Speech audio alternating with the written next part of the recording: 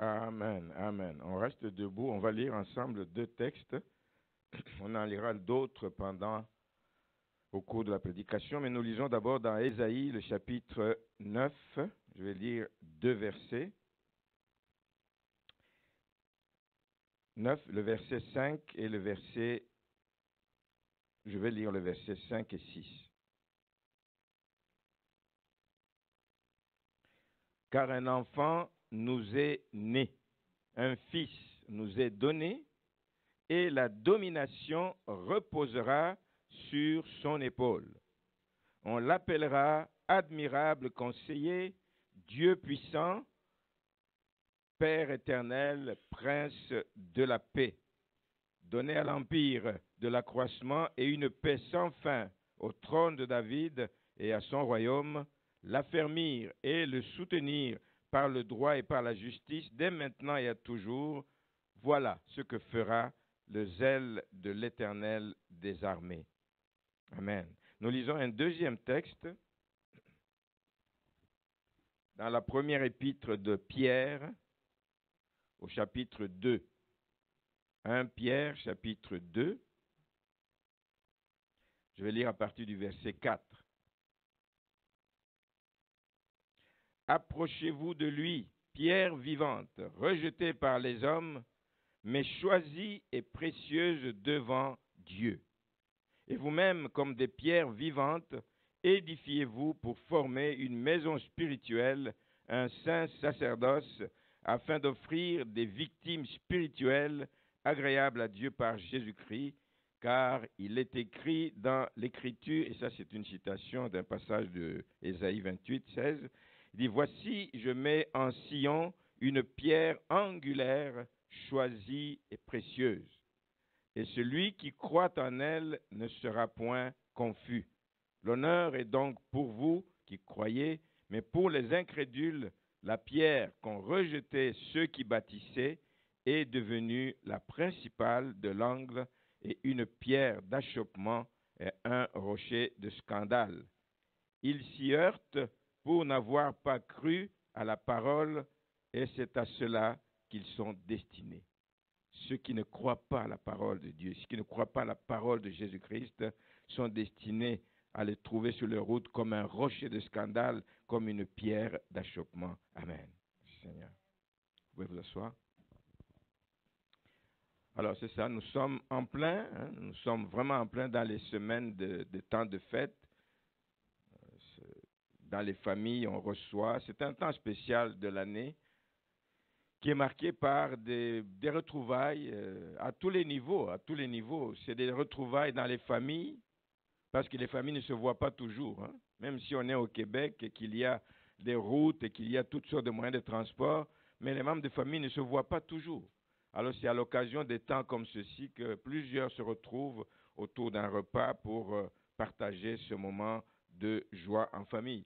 On se retrouve aussi entre amis, on se retrouve aussi entre collègues.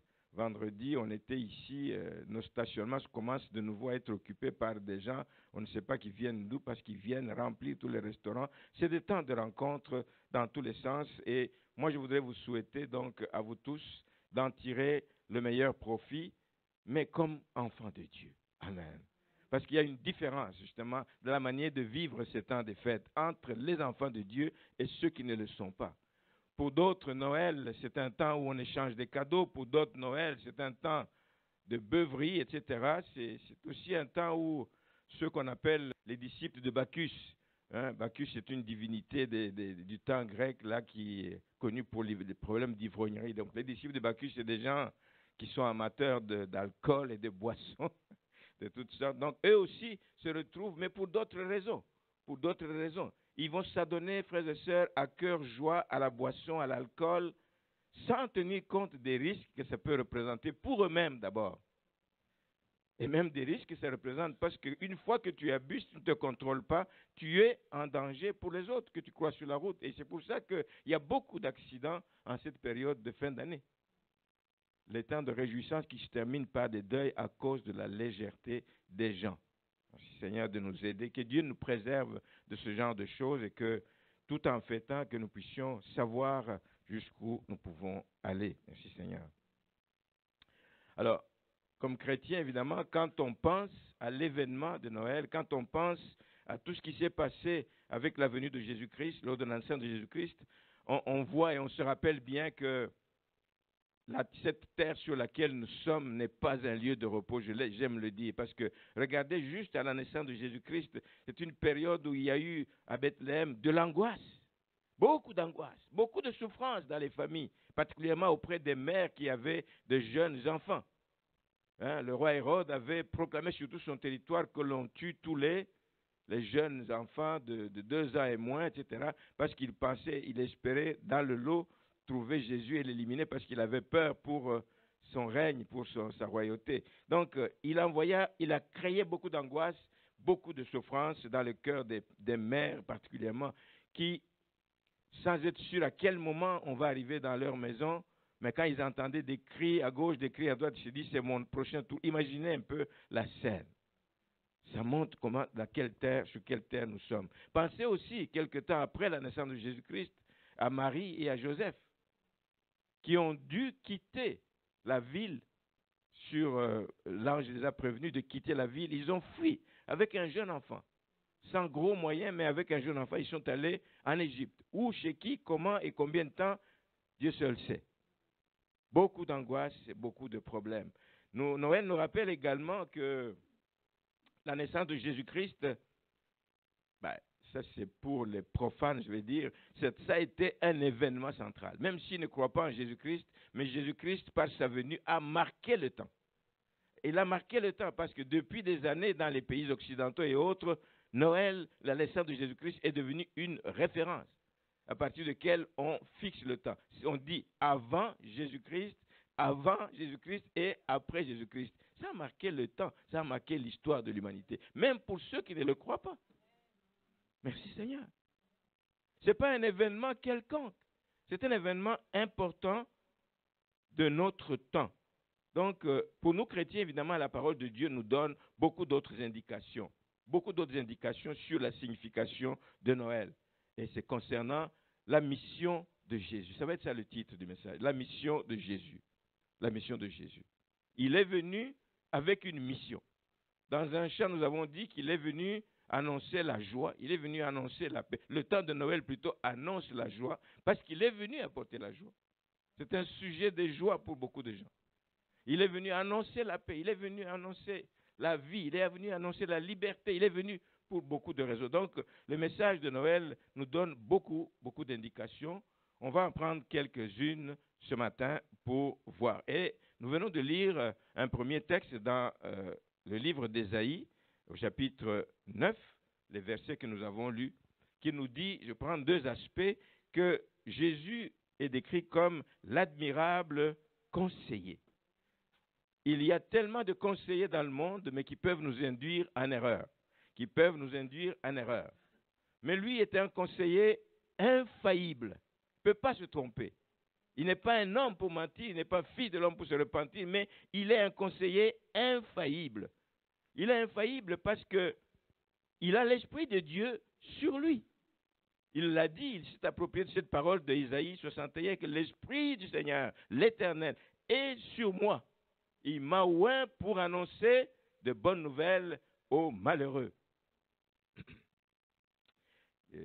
Dans sa condition de pécheur, l'être humain, frères et sœurs, est malheureux. Sans Christ, on est malheureux. Sans Christ, on l'a chanté, on est perdu. Sans Christ, on est bon à rien. Sans Christ, on est malheureux parce qu'on est captif. On est captif parce qu'on est prisonnier de l'ennemi. Sans Jésus, dans nos vies, nous sommes absolument rien. Donc, Jésus est venu comme ce conseiller, admirable conseiller, qui est venu avec la mission de révéler ce qui était caché jusque-là, le plan parfait de Dieu pour le salut des hommes. Et c'est lui qui est venu pour accomplir ce plan parfait de Dieu pour le salut des hommes. Comme conseiller, il vient aussi nous aider à faire de bons choix. Oh, que nous avons besoin d'un conseiller pour faire de bons choix. Nous sommes tellement confrontés à toutes sortes de choix ici sur Terre. Le monde nous offre des choses, nous ne savons pas ce qu'il faut choisir, ce qu'il ne faut pas choisir. Il vient comme le bon conseiller pour nous aider à faire de bons choix. face aux décisions que nous devons prendre. Et il y a des décisions qu'on doit prendre dans la vie, on ne peut pas vivre comme ça, mais il y a des décisions. Alors nous sommes confrontés au choix. Et nous nous trouvons à faire le choix entre le bien et le mal. Nous avons à choisir. Et il vient nous conseiller pour faire la volonté de Dieu. Pendant ce temps, nous avons notre propre volonté qui veut aller de l'avant. Nous avons nos propres intérêts, nous avons notre propre pensée, nous avons nos propres penchants que nous voulons mettre de l'avant. Mais lui vient nous conseiller et nous montrer les bons choix à faire face à toutes ces situations. Il vient nous conseiller lorsque nous devons choisir entre servir Dieu et servir d'autres intérêts, d'autres maîtres qui peuvent régner sur nous, d'autres sollicitations que le monde nous offre. Il nous dira de choisir, évidemment, de servir Dieu. Alors, puissions-nous nous confier, frères et sœurs, à ce conseiller pour tous nos choix.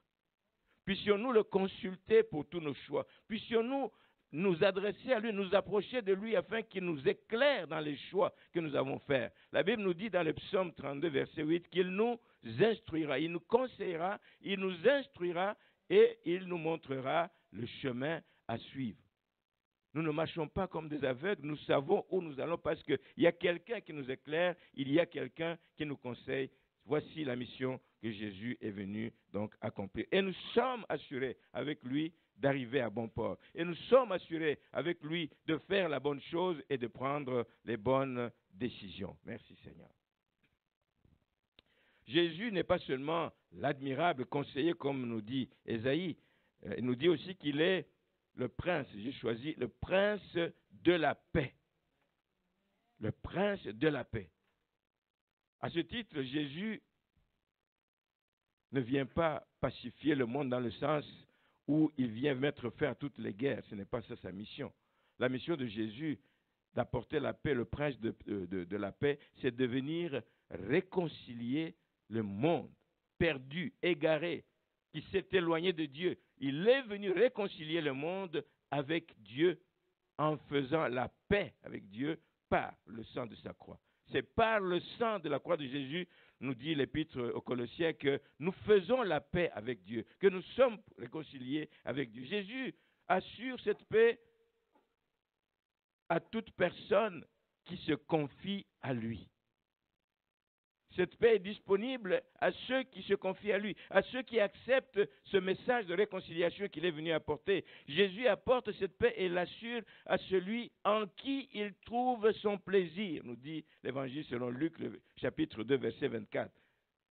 Paix sur la terre aux hommes qu'il agrée, ceux à qui il trouve son plaisir.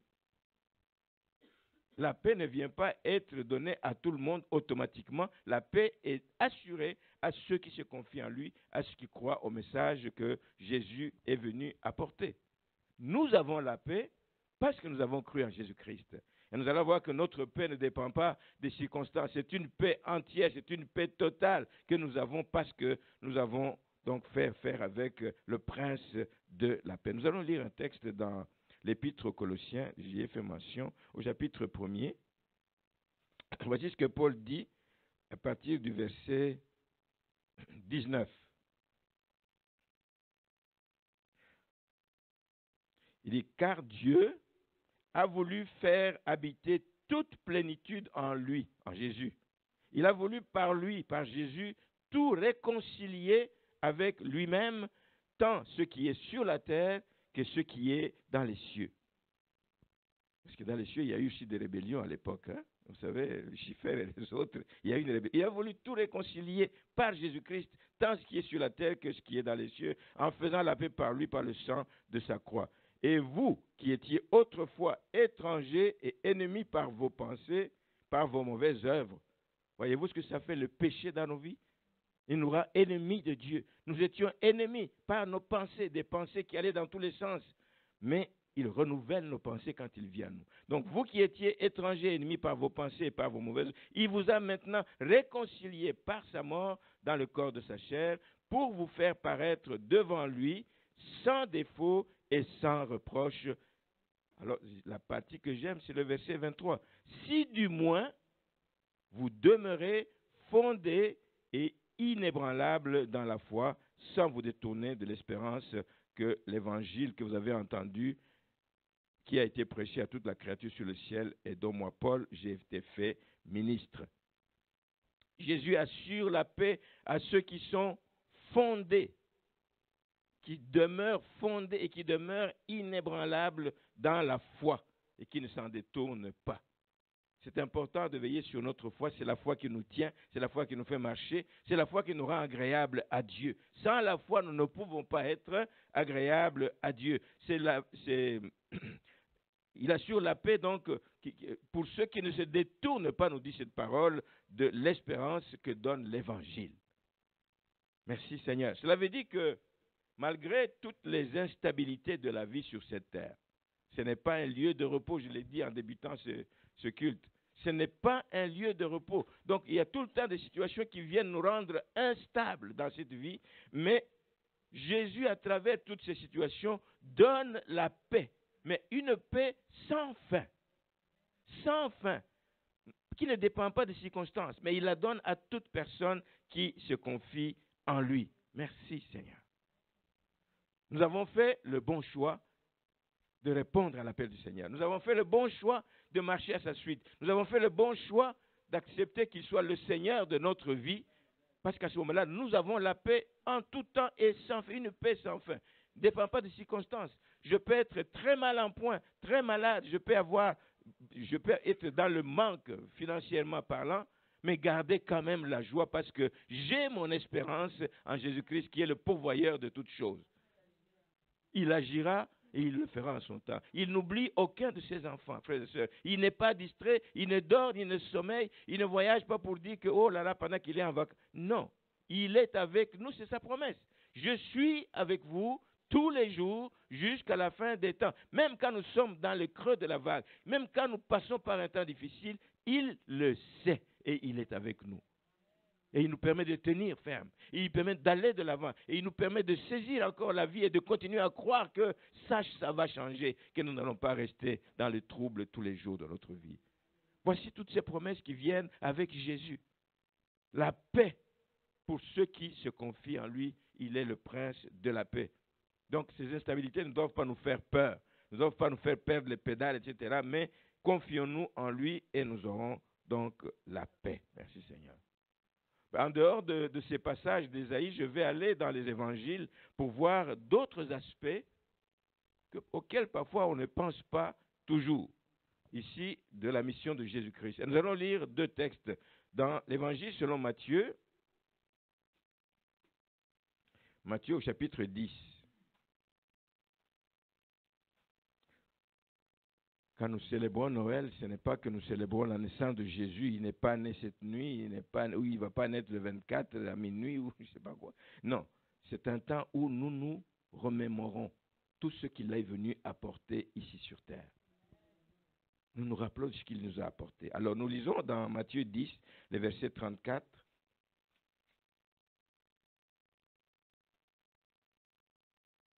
Je vais aller jusqu'au verset 38. 39.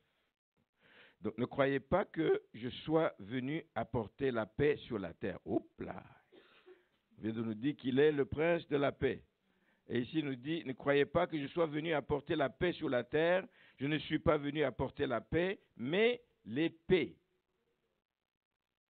Car je suis venu mettre la division entre l'homme et son père, entre la fille et sa mère, entre la belle-fille et sa belle-mère. Et l'homme aura pour ennemi les gens de sa maison. Waouh! Hop là! Et l'homme aura pour ennemi les gens de sa maison. Celui qui aime son père ou sa mère plus que moi n'est pas digne de moi. Et celui qui aime son fils ou sa fille plus que moi n'est pas digne de moi. Il mérite la première place. Celui qui ne prend pas sa croix et ne me suit pas n'est pas digne de moi. Il y a beaucoup de choses que nous devons faire pour être dignes d'être appelé enfant de Dieu. Amen. D'être digne d'être appelé disciple de Jésus-Christ. Et celui qui conservera sa vie la perdra, et celui qui perdra sa vie à cause de moi la retrouvera. Merci Seigneur. C'est des versets qui amènent quelques questions, particulièrement les premiers qui disent « Je ne croyais pas que je sois venu apporter la paix sur la terre, mais je suis venu apporter l'épée. L'épée tranche, l'épée divise. quand on pense à l'épée, on voit au problème que ça peut générer, donc des blessures, ça coupe, etc. Le verset ici nous indique que Jésus est venu apporter l'épée et la division. C'est ce qui est dit dans le texte que nous venons de lire. Il dit, je ne suis pas venu apporter la paix, mais l'épée. Mais je suis venu mettre la division. Un Dieu d'amour, un Dieu qui rassemble, un Dieu qui permet à ses enfants d'aller loin, etc., dit qu'il est venu apporter la division. Les versets nous indiquent que Jésus apporte l'épée et la division. Qu'est-ce que ceci vient faire par rapport à l'autre texte qui nous annonce qu'il est le prince de la paix? Est-ce qu'il y a une contradiction? C'est ça la question que nous nous posons ce matin. Est-ce qu'il y a une contradiction entre le texte d'Ésaïe et ce texte ici?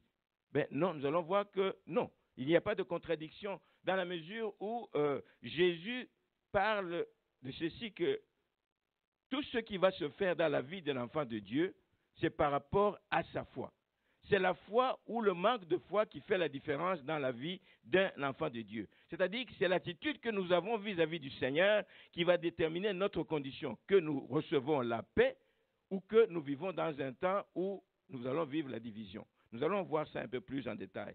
C'est des paroles qui semblent dures, qui pourraient paraître comme contradictoires quelque part, sortant de la bouche d'un Messie, de quelqu'un qui est venu pour sauver. Mais d'abord, ça ne doit pas nous étonner.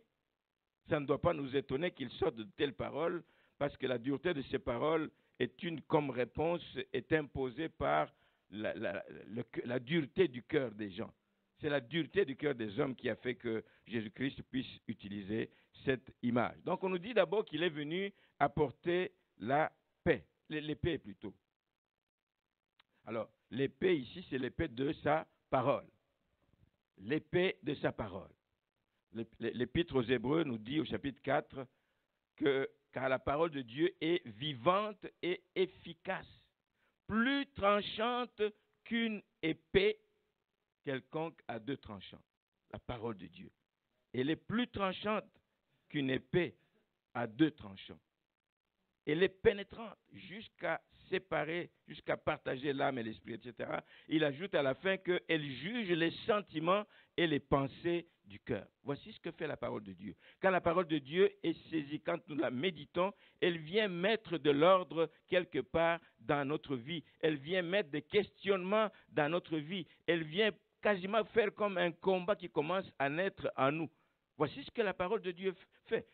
Elle ne peut pas venir et nous laisser tranquilles et nous restons indifférents quand elle nous avertit de modifier ou de changer une attitude que nous avons dans notre vie. La parole de Dieu vient, donc elle crée comme un combat intérieur dans le cœur de la personne entre d'abord notre vieille nature qui veut tout le temps revenir et notre nature que nous devons avoir en Christ.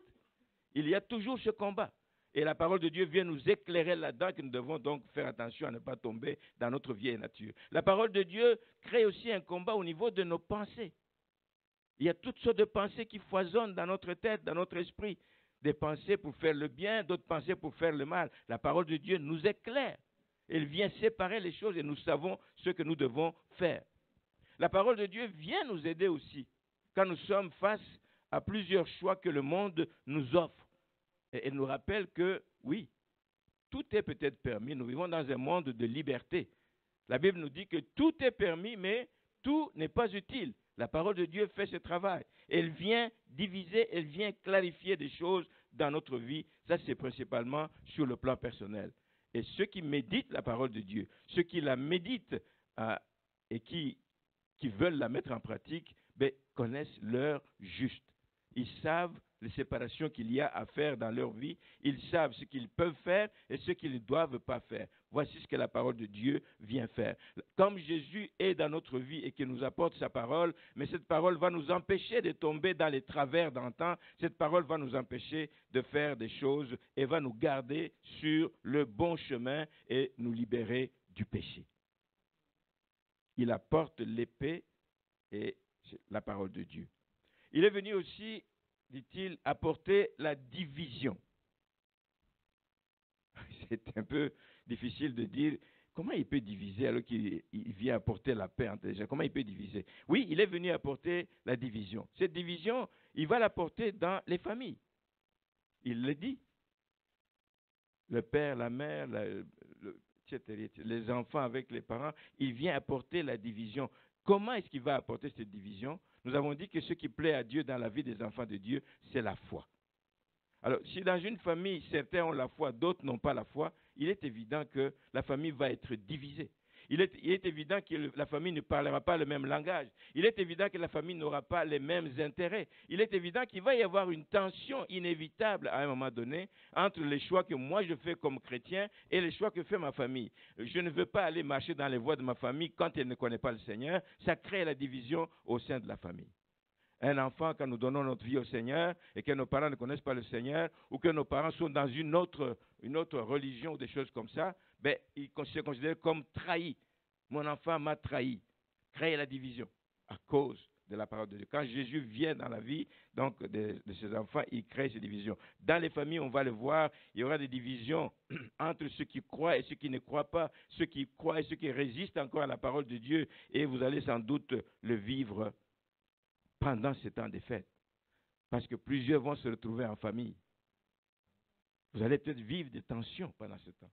Vous allez vivre des moments où la joie qui vous a animé au départ en venant va être effacée au profit des chicanes ou des trucs comme ça.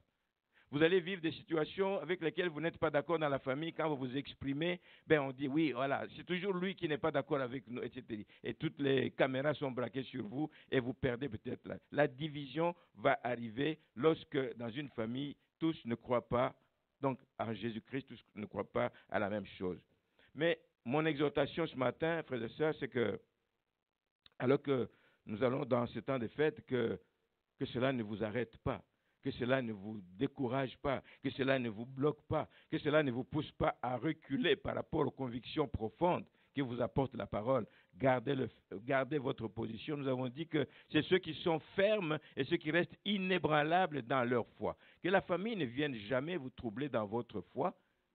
Restez ferme, restez inébranlable. Ça crée une division, mais c'est une division peut-être temporaire parce que vous continuez à prier pour ces membres de famille afin qu'eux aussi un jour rencontrent ce Seigneur que vous avez connu et qu'ils reçoivent la même paix que vous avez, la même joie que vous avez. Amen. Amen.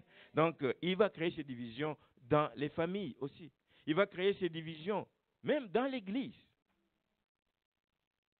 Ce n'est pas supposé arriver, mais ça arrive dans les églises aujourd'hui, parce que les églises aujourd'hui prennent toutes sortes de doctrines, etc., qui sont contraires à la parole de Dieu.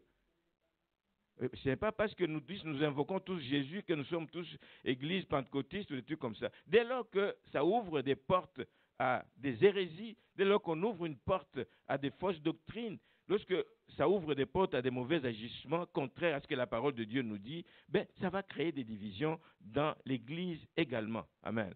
Aujourd'hui, on prône la paix des religions. Toutes les religions se ressemblent, toutes les religions doivent se mettre ensemble. Je ne crois pas en cette paix-là.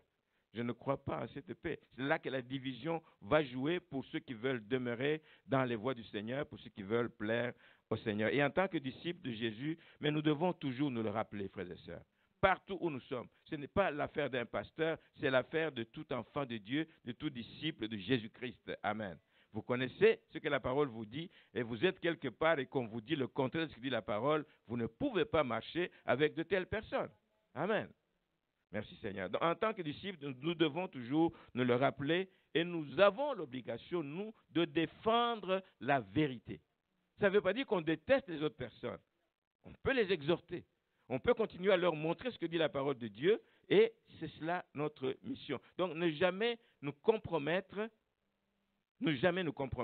à cause, ça peut être des intérêts matériels ou des avantages qu'on nous propose, qu'on nous offre, au risque même de renier notre foi. Nous devons faire attention. Il y aura division dans l'Église du Seigneur, ce qui n'aurait pas dû être si tout le monde regardait dans la même direction, si tout le monde parlait le langage de la parole de Dieu. Maintenant, que dire de la société dans laquelle nous sommes? Une société où on dit souvent que ce qui était bien est devenu mal, et ce qui était mal est devenu bien.